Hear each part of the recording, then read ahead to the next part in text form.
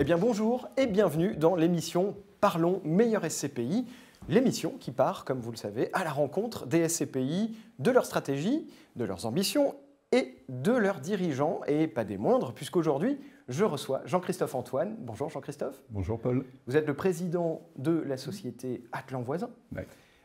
Nous allons aujourd'hui parler de votre parcours, bien évidemment, de votre SCPI, Épargne-Pierre Europe, et puis de sa performance et des performances à venir. Mais avant tout, Jean-Christophe, comment allez-vous? Très bien, dans cette rentrée, chahuté, mais très excellemment bien. Alors, je crois que vous êtes un fin stratège immobilier, et notamment au Monopoly, c'est ce que j'ai entendu dire dans mon entourage. Je ne vais pas vous proposer de jouer au Monopoly tout de suite, je vais vous proposer de choisir entre les cartes caisse de communauté ou chance. Qu'est-ce que vous choisissez? Chance. Chance, très bien. Attention, votre immeuble et votre prêt rapportent, vous devez toucher 15 000 francs. C'est un ancien jeu. Est-ce que vous avez prévu, justement, si on doit rebondir là-dessus, est-ce que vous avez prévu de verser un dividende exceptionnel à vos associés cette année? Alors, un dividende d'un bon niveau et d'un excellent niveau, et pas de dividende exceptionnel. Et encore une fois, là, si j'ai tiré la carte chance, il ne faut pas compter sur la chance, il vaut mieux compter sur les compétences des équipes pour bâtir un patrimoine qui puisse être solide et pérenne dans le temps. On n'est pas là pour une durée de 5 ans, on est là pour une durée longue. Et je crois que mon parcours le prouvera quand je l'évoquerai. Alors justement, on va en parler tout de suite. Avant que vous parliez, qu'on rentre dans le vif du sujet de votre SCPI, de la SCPI, ce n'est pas la seule de la société de gestion Atlan Voisin. Moi, j'aimerais bien que vous vous présentiez. J'ai dit tout à l'heure que vous étiez le président de la société de gestion Atlan Voisin, je le répète. Mais qui êtes-vous? Qui êtes-vous et que faites-vous concrètement? Alors, moi, j'ai commencé ma vie professionnelle en 1985. Je n'ai travaillé que dans le monde des fonds immobiliers collectifs et des SCPI depuis 1985. Donc, pendant 10 ans à la Française et pendant 20 ans chez Perial. Je n'étais pas destiné à ce métier. Curieusement, puisque quand j'ai fait mes études de licence d'histoire et ensuite à l'IEP Paris, dans la section Ecofi, ma volonté c'était de m'orienter vers le monde du sport et d'être journaliste sportif. Vous voyez, ça n'a rien à voir avec ce que je fais aujourd'hui. Qu'est-ce qui s'est passé? Et stage de fin d'études au sein de la Française avec un rapport de fin d'études et une proposition d'embauche. Et effectivement, en 1985, j'ai intégré la Française. En ayant un parcours effectivement qui part de la base, j'ai commencé à faire des arrêtés de charges, à faire la gestion des charges des immeubles, puis les relocations, puis les investissements, puis ensuite la gestion du fonds elle-même. Donc j'ai fait un parcours complet en partant de la base et j'ai pu effectivement avoir tous les métiers de l'immobilier. Et c'est quelque chose qui a été fascinant et j'étais pris de passion par ce métier, parce que c'est un métier qui bouge, c'est un métier vivant. La pierre, même si elle est immobile, elle est vivante, vous la façonnez, un immeuble vous le façonnez sur la durée de 20 ans ou de 30 ans, et c'est ça qui est intéressant. Vous êtes à la rencontre des politiques, parce qu'on est en lien avec la politique de la ville et la politique de l'urbanisme, avec les entreprises qui constituent nos locataires, avec les tendances sociétales qu'il faut intégrer, les tendances environnementales qui ont pris effectivement une part de plus en plus importante. Donc c'est véritablement un métier passionnant et je le fais depuis 38 ans maintenant dans le monde d'un SCPI où j'ai vécu des cycles immobiliers. Donc ça me donne un peu de recul et notamment sur ce qui peut se passer aujourd'hui parce que vous êtes déterminé, bien entendu, parce que vous avez vécu. Et un des déterminants importants, puisque j'ai vécu la crise des années 90, qui peut présenter des similitudes avec ce qu'on vit aujourd'hui, même si ce n'est pas de même nature, mais effectivement, ça vous détermine dans la façon dont vous allez gérer les fonds au bénéfice des associés qui nous font confiance. Donc vous êtes plutôt détendu par rapport à ce qui se passe aujourd'hui? Détendu, oui, parce que c'est quelque chose qu'on avait imaginé. On n'imaginait pas que les arbres allaient monter infiniment au ciel, et c'est quelque chose qu'on envisageait. Alors quelquefois, on se trompait parce qu'on se disait ça va arriver et ça n'arrivait pas, et on pensait que le marché allait stopper ou allait se calmer. Et effectivement, c'est arrivé plus tard que ce qu'on imaginait. Mais en tout cas, on s'est organisé pour anticiper ces problématiques de marché, même si effectivement les tendances de marché touchent tout le monde. Ok. Donc, si je reviens sur ce que vous disiez avant, L'immobilier, on y vient par hasard et on y reste par passion. Vous êtes plutôt d'accord avec ça? Oui. Ok. Atlan Voisin, donc c'est une société de gestion qui gère plusieurs SCPI, Épargne-Pierre, la SCPI peut-être la plus connue, et puis la toute dernière, Épargne-Pierre Europe. Alors, je la connais puisqu'on étudie chez France SCPI les SCPI sous toutes leurs coutures. Mais moi, j'aimerais bien que vous me la présentiez comme si je ne la connaissais pas, pour ceux qui nous regardent, même pour la première fois. Est-ce que vous pouvez nous en parler? Alors, il y a quelques éléments importants à retenir. Épargne-Pierre Europe est avant tout une SCPI diversifiée. On est un peu la spécialiste des SCPI diversifiées, puisque Épargne-Pierre, c'était déjà le cas. C'était la volonté d'avoir une diversification de patrimoine, alors que les thématiques étaient très à la mode pendant une dizaine d'années, sous des effets marketing et des sujets multi-allocation de SCPI qui pouvaient être intéressants, effectivement, mais on est resté sur le diversifié. Pourquoi? Parce qu'effectivement, il y a des segments de marché qui peuvent être plus intéressants. Si vous faites que de l'hôtellerie et que le marché se porte très mal, comme on l'a vu pendant le Covid, ou qu'il est euphorique et que les taux de rendement sont très faibles, il vaut mieux s'écarter de ce marché, aller acheter des bureaux, des commerces, des cliniques ou autre chose. Donc le postulat de départ, c'est un patrimoine qui est diversifié, encore une fois, pour le principe d'avoir la moindre volatilité des revenus pour les associés. Ce qui compte, c'est la régularité du revenu, puisque avant tout, les souscripteurs de SCPI sont là pour avoir une régularité de revenus et un revenu complémentaire. Donc ça, c'est le premier postulat de base. Deuxième postulat Épargne-Pierre Europe, c'est qu'on avait une clientèle qui effectivement venait sur Épargne-Pierre et souhaitait aussi s'ouvrir à l'Europe pour des éléments fiscaux qui sont plus intéressant que la SCPI française. Parce que quand vous investissez dans une SCPI européenne, vous bénéficiez des conventions fiscales entre exact. les pays. Et puis, c'est le fait que vous n'avez pas la CSG, CRDS, effectivement, par rapport à une SCPI française. Il y avait, donc, on a commencé à imaginer Épargne-Pierre Europe en 2021. La volonté, c'est, à ce moment-là, le marché n'était pas totalement corrigé. Donc, on cherchait le timing et surtout, il y avait deux éléments, le timing pour créer la SCPI et la constitution d'une équipe. Je ne souhaitais pas, et ça c'est un postulat de départ, je ne souhaitais pas déléguer l'investissement de cette SCPI. Donc constitution d'une équipe qui a pris à peu près un an. On a commencé à embaucher une personne qualifiée qui a passé 20 ans chez BNP sur les marchés européens, donc qui nous a rejoints à partir de 2022.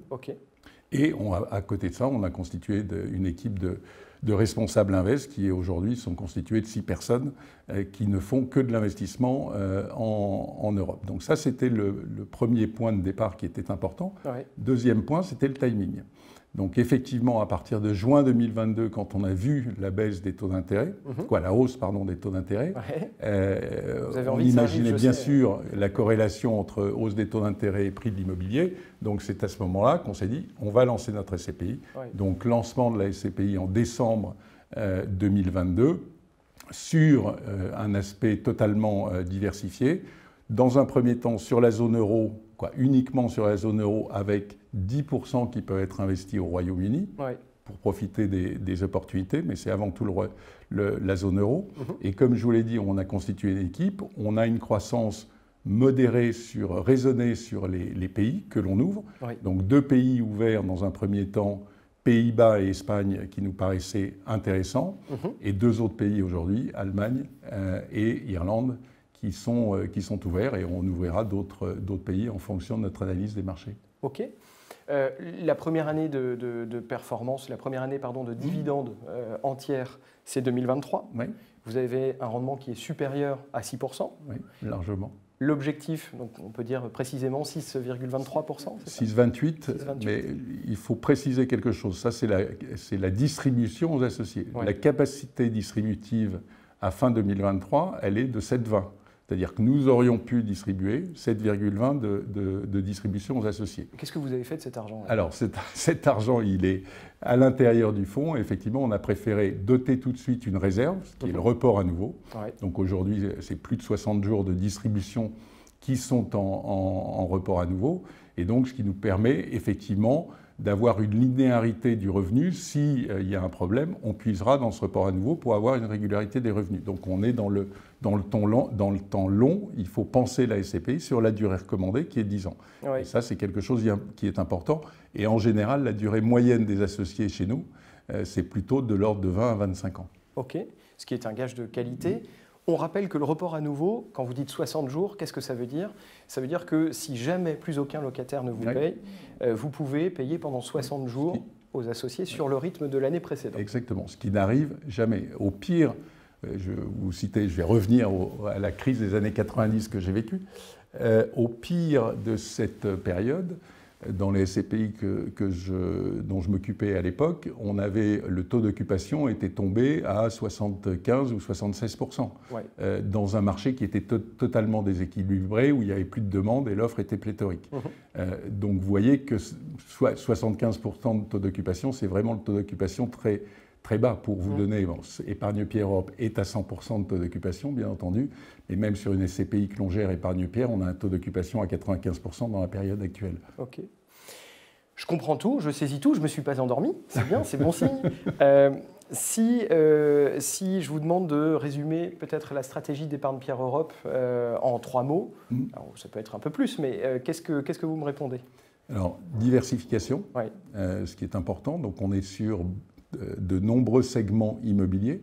Donc, outre le bureau, le commerce, l'activité, nous avons investi aussi en hôtellerie et en santé sur des cliniques dans les pays de la zone euro. Donc ça, c'est la première chose, c'est diversification. Granularité, donc effectivement des actifs qui vont être entre 1 million et 15 millions, ce qui est important. Encore une fois, la liquidité du fonds, vous la créez aussi sur la constitution du patrimoine. Dans une période comme on vit, si vous vendez, alors que le marché de l'investissement est plus faible et que les acquéreurs sont moins nombreux, vous vendez un immeuble qui fait 100 ou 150 millions, vous aurez peu d'acquéreurs en face de vous.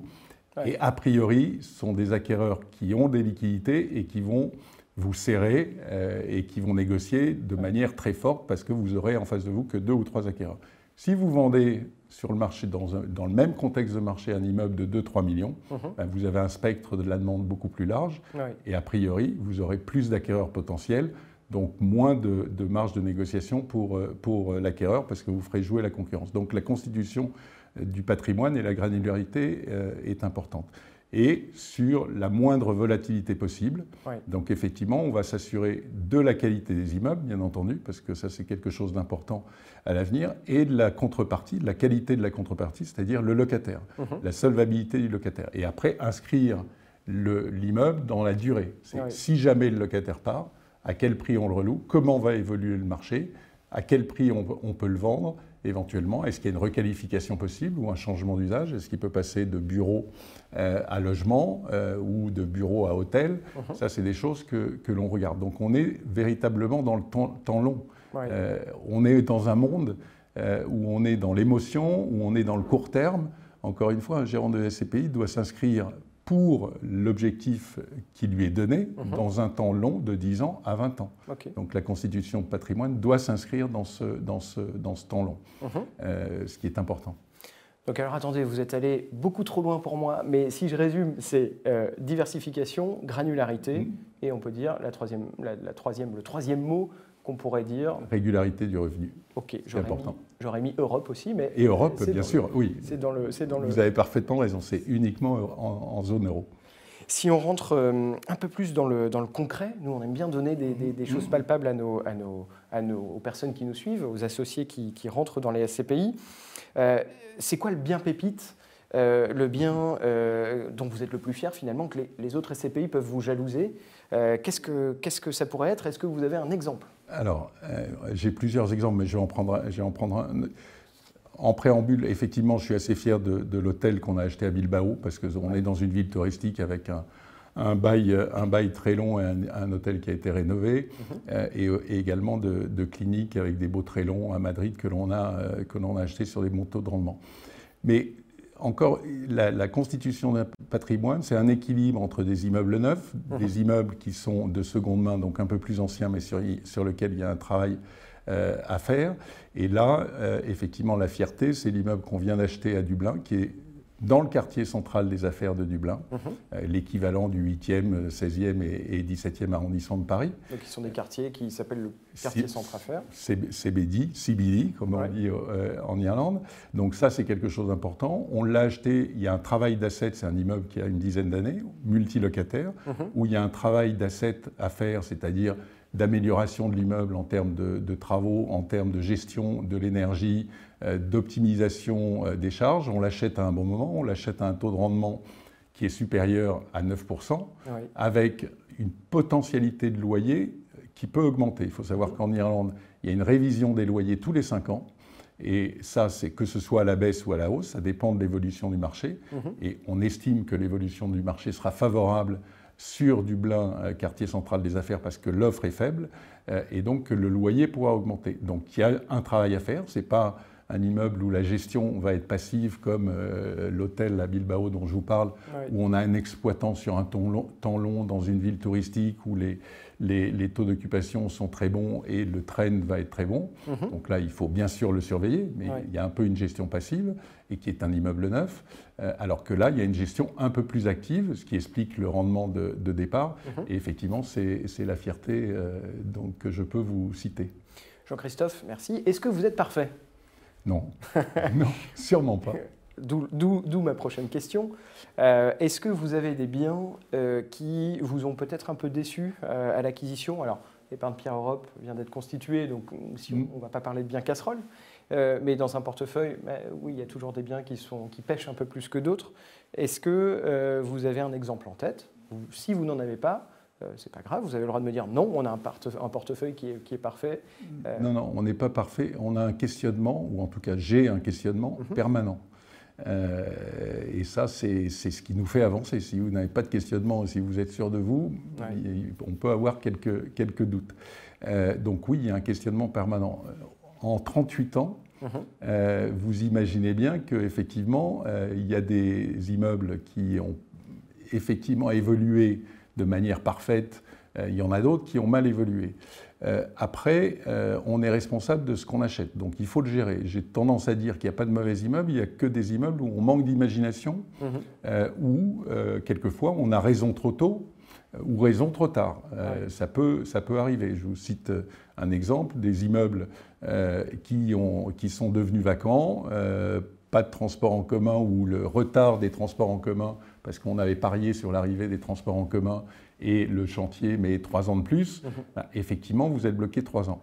Mais si vous attendez 3 ans, le transport en commun arrive et vous le vendez beaucoup plus cher. Donc là aussi, il y a les changements d'usage. Parce qu'aujourd'hui, effectivement, on a acheté il y a quelque temps un immeuble dans la zone de Roissy, immeuble de bureau avec une charge foncière importante. Cet immeuble s'est vidé avec Air France. Donc là, on pensait qu'Air France était un locataire captif sur cette zone. La crise du Covid a été très dure pour Air France, donc qui a largement ralenti son activité. Air France est parti de cet immeuble. Donc là, effectivement, on a des questions sur le marché du bureau dans cette zone est mauvais aujourd'hui et suroffreur. Donc que faire de cet immeuble ? On sait qu'on peut transformer, au moins on peut isoler une partie de la charge foncière et la revendre. Et ensuite, l'immeuble, qu'est-ce qu'on en fait ? Est-ce qu'on en fait un immeuble à destination d'associations et là, on va faire marcher l'économie circulaire, le monde associatif et avoir un loyer moins cher ? Est-ce qu'on va requalifier l'immeuble et le changer d'usage en résidence étudiant ou en résidence de co-living ? Donc ça, c'est des sujets qu'il faut travailler. Mais oui, cet immeuble, aujourd'hui, dans le monde actuel, on ne l'achèterait plus. Donc oui, bien sûr qu'on peut avoir des erreurs. Mais encore une fois, les erreurs se corrigent et quelquefois, on peut s'en sortir très bien. Il faut aussi se projeter et avoir de l'imagination sur nos immeubles. C'est ce que je vous disais en préambule. Dans la passion qu'on peut avoir pour l'immobilier, c'est une matière vivante. Et il faut être multicompétent, aussi bien en santé, en hôtellerie, en bureau, en commerce. et en activité. Et c'est pour ça qu'on a une équipe multicompétente à ce niveau-là. Oui, c'est intéressant. Ça prouve que, comme vous le disiez en préambule, la pierre n'est pas immobile et il faut savoir s'adapter, en effet. Exactement. Est-ce que, quand vous achetez des actifs, bon, on comprend que parfois c'est difficile d'anticiper, un problème économique engendré par le Covid chez Air France, c'était compliqué de le prévoir. Est-ce qu'il y a tout de même des signaux négatifs, des red flags, comme on dit, qui font que lorsque vous êtes dans un tunnel d'acquisition pour un actif ou plusieurs, vous vous dites non, on s'arrête, je crois qu'il y a un problème. Alors, bien entendu, il faut comprendre comment la manière dont se passe une acquisition. Il y a bien sûr les dossiers qu'on reçoit ou qu'on va chercher. Donc il y a des zones qu'on identifie comme bonnes parce que profondeur de marché, parce que équilibre entre l'offre et la demande et qu'on se projette à l'avenir. Donc c'est plus facile de se projeter quand vous avez une croissance continue de 2 ou 3% chaque année. C'est un peu plus difficile quand la croissance s'arrête, mais il y a quand même des zones qui sont majeures. Donc c'est ces zones qu'on va sélectionner, on va recevoir les dossiers. Ensuite, on va faire ce qu'on appelle une offre indicative. Donc elle n'est qu'indicative et on demande l'accès à toute la documentation de l'immeuble. Une fois qu'on analyse, on a à peu près un mois et demi pour analyser toute la documentation qui concerne l'immeuble, visiter l'immeuble. Et effectivement, il y a des red flags. Il peut y avoir, avant la remise de l'offre ferme, des signaux d'alerte qui vont nous dire on ne peut pas l'acheter. Pourquoi ? Il y a de l'amiante, l'enlèvement de l'amiante sera beaucoup trop coûteux. On a découvert un problème avec le locataire. On a découvert un problème environnemental, il peut y avoir, ou un problème juridique, donc qui va bloquer l'acquisition. Donc il y a un process qui est bien organisé. Oui. Et effectivement, on se retire de la vente. Le sujet, c'est qu'on a payé des frais d'études, effectivement, ou du temps consommé par nos équipes qui ne sera pas rentabilisé puisqu'on va perdre l'acquisition. Mais oui, on ne va pas poursuivre l'acquisition si on a des signaux d'alerte forts, surtout qu'aujourd'hui, acheter de l'immobilier est de plus en plus difficile parce que vous avez des contrôles au niveau technique, au niveau environnementaux qui sont drastiques. Oui. Parce que là encore, il faut se projeter sur l'avenir. Oui. L'avenir, c'est l'environnement. Si vous ne respectez pas les critères environnementaux et les réglementations, et Dieu sait si elles sont nombreuses, au niveau européen et au niveau français, moi je suis persuadé que les immeubles peuvent être disqualifiés sur les années qui viennent. Est-ce que ça vous est déjà arrivé dans votre carrière, ou plus récemment chez Atlan Voisin, d'avoir un bien qui vous passe sous le nez, un bien que vous regrettez de ne pas avoir acheté, qui vous hante ? Est-ce que c'est le cas ? Non, qui me hante, non, parce qu'il faut vite oublier, c'est énervant. Bien entendu, il faut savoir que pendant les périodes d'euphorie, même si on était positionné un peu différemment, parce qu'on était plus granulaire, on allait sur des plus petits actifs, même si ça engendre des frais de gestion plus élevés, mais ça correspond à la granularité et à la régularité du revenu. On avait un taux d'échec de l'ordre de 50% ou 60% sur les offres que l'on faisait. Donc il y a plein d'immeubles qui ont été pris par nos concurrents. J'ai aucun regret. Alors ça m'a hanté pendant le moment d'une semaine ou 2 semaines où on avait perdu le deal. Mais non, ça ne me hante pas. Quand vous avez 38 ans d'expérience, vous prenez un peu plus de recul. Il y aura d'autres opportunités. Exactement. Alors justement, je vous propose de vous créer une opportunité en étant créatif. Je sais que vous l'êtes. Si je vous dis, vous n'avez aucune limite financière, aucune injonction de rendement vis-à-vis de vos associés, quel bien vous rêvez d'avoir en portefeuille ? Je prends l'exemple d'un stade dans les précédentes interviews. Ça peut être le stade Vélodrome, en effet, le Parc des Princes, pourquoi pas, l'Opéra, on a pu me citer. Ça peut être une tour de bureau à Dubaï. Qu'est-ce que vous rêveriez d'avoir dans le portefeuille ? C'est une question... un peu piège. Oui, une question un peu piège, mais bon, comme s'il vous passe sous le nez, on ne vous jugera pas. Non, comme j'aime le sport, je vais aller vers le sport. Donc, vous m'avez lancé une piste sur le stade, mais c'est au-delà du stade. Ouais. C'est tout ce qui se passe autour des clubs. Alors, on va prendre les plus riches et les clubs de foot, hein, mais au-delà de ça, c'est un pôle multi-sport où effectivement vous avez le stade, vous avez la clinique du sport, vous avez le stade d'entraînement et qui soit ouvert vers l'extérieur et qui soit multisport. Donc ça, effectivement, je pense que ça ça a du sens et ça s'inscrit dans la durée. Et aujourd'hui, les équipements sportifs sont très coûteux et effectivement, les clubs n'auront pas forcément les moyens de financer. Okay. Donc oui, c'est un objet passion aussi. Hein, mais on peut peut-être s'attendre dans les prochaines années à avoir l'Atlan Voisin Arena. Peut-être. Okay. Peut-être. Je vous propose de continuer à être créatif et de faire un pas de côté. Si votre SCPI était une chanson, qu'est-ce que ce serait? Alors, je vais vous en citer deux. Vous êtes obligé de les chanter après. Hein? Non, alors là, je n'oserais même pas. Je vais dire La vie en rose. La vie en rose, elle n'est pas pour nous, hein. Elle est pour les associés. C'est-à-dire pas de souci de gestion. Et effectivement, ils nous ont confié leur argent, on leur verse un revenu régulier. Et tous les problèmes immobiliers qu'on peut rencontrer avec les locataires, avec les travaux, avec tout ce qui peut se passer sur les immeubles, on le prend en charge. Donc, La vie en rose pour les associés. Après, l'autre chanson, c'est Stand By Me de Benny King, parce que c'est une chanson sur la loyauté, sur la confiance qui s'inscrit dans la durée. Alors, bien sûr, c'est une relation de couple dans la chanson, mais ça peut s'appliquer à la SCPI. C'est la transparence, la loyauté et la confiance. Ça, c'est ce que doit respecter un gérant. Ne pas faire des promesses illusoires. On s'inscrit dans la durée. Depuis 38 ans, je fais ce métier. Mes interlocuteurs me connaissent depuis 38 ans, me font confiance. Et c'est quelque chose d'important. Et encore une fois, j'ai été déterminé par cette crise des années 90 où j'ai vu des associés en face de moi qui étaient absolument furieux parce qu'ils ne pouvaient pas vendre leur part. Le marché n'était pas du tout organisé de la même manière dans les années 90. Et ça pouvait être mon oncle, ma tante, mon grand-père. Oui. Et il faut respecter ces gens-là. Et c'est quelque chose de très important. C'est pas quelque chose de démagogique que je vous dis. Il faut se mettre à la place de ces gens. Et parmi les associés, il y a des membres de ma famille dans la SCPI. Donc, bien entendu que c'est quelque chose qui est important à respecter. Je vais les mettre dans ma playlist et à chaque fois, je penserai à Épargne Pierre Europe quand je les écouterai. Très bien. Est-ce que vous avez un dernier mot, une réponse à une question que je ne vous aurais pas posée pour terminer cette interview? Alors, oui, juste un dernier mot sur EPE, bien sûr. Sur Épargne Pierre Europe. Voilà. Épargne Pierre Europe, on va se projeter en 2024. Épargne Pierre Europe, et grâce à vous aussi, va collecter 200 millions cette année, ce qui est une collecte importante, collecte nette importante. Elle va capitaliser au bout de 2 ans à peu près 300 millions d'euros.